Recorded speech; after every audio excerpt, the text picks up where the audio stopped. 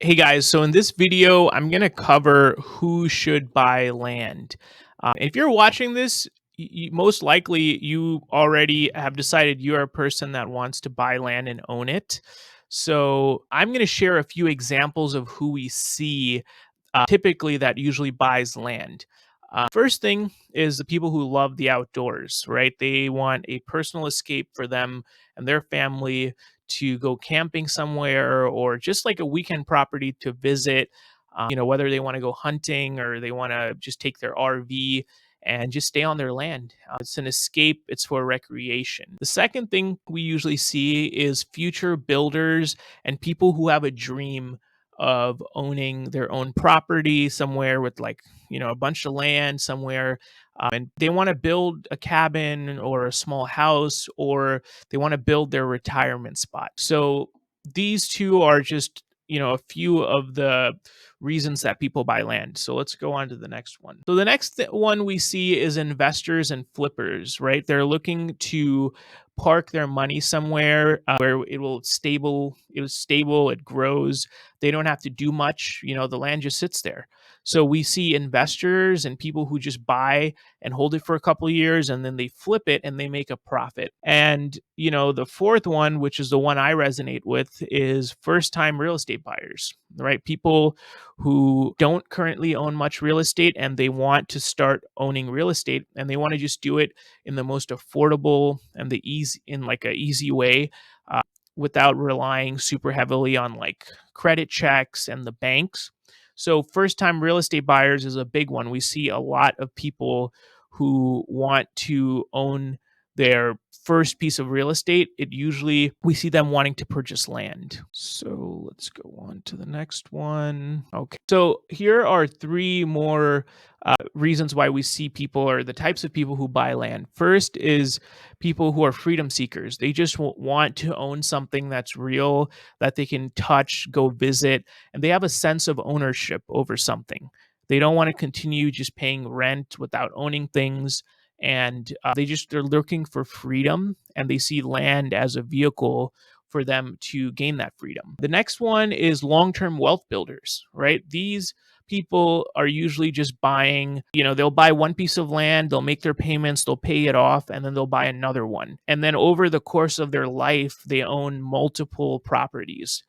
And then they pass it on to their kids, or they use it later on in life, but they're building wealth through owning land. And these people are very long term.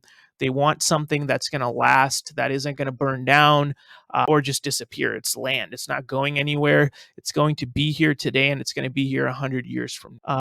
And the next one is families and legacy builders, right? Is a bucket that we explain. And they're buying this for the sole reason of leaving something for their kids, their family members, or just their family, something that they want to pass on once they're not here. And let's go to the next one. So, we just covered a bunch of reasons why people choose to buy land, or who buys land, or who we've seen buy land. So, the last slide that we have in this chapter or in this lesson is we have a few questions. And these are some questions to ask yourself before we go to the next chapter. Is one, what would owning a piece of land mean for me or my family? And basically asking, what is your why? Why? What would it mean to you to own your first piece of land? Whether it's for you or your family, when you think about owning that piece of land, what does that mean for you? The second thing is, how would I actually use my land?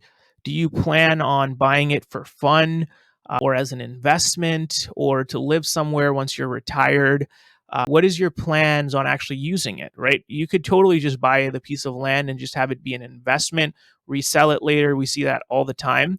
Or, are you looking to go there every weekend, or once or twice a year, to take your RV and just go check it out? The third thing is, what am I willing to invest comfortably every month to start owning real property? This only applies if you are planning to make payments on your land using owner financing, or even, if you can get a bank loan, or however you're going to fund your purchase of land ownership. What will you comfortably be willing to pay each month? Like, what is in your budget to comfortably be willing to make payments? And all that goes away if you're just going to buy your land for cash. If you have the cash, there's no payments and you just own your land. But even if you're buying cash, another thing to think about is how much do I have set aside for me to purchase this piece of land? And this, the last thing, which is really going to determine a lot of your options, is do I care more about location or about simply owning something that's mine, right? So, what that question means is, do I want to buy something in my backyard? Or am I okay with it being a couple hours away or across the country, right? Oftentimes we see people wanting to buy in their own backyard, which is fine unless you live somewhere that's like a major metro that's very expensive. Then you have to spend a lot of money.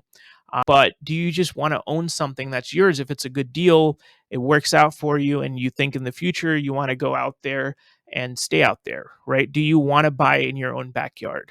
So these are 4 questions to think about. I would really pause this video and answer these 4 questions, because that's going to determine a lot about your next steps and your strategy when you're going to shop for your property.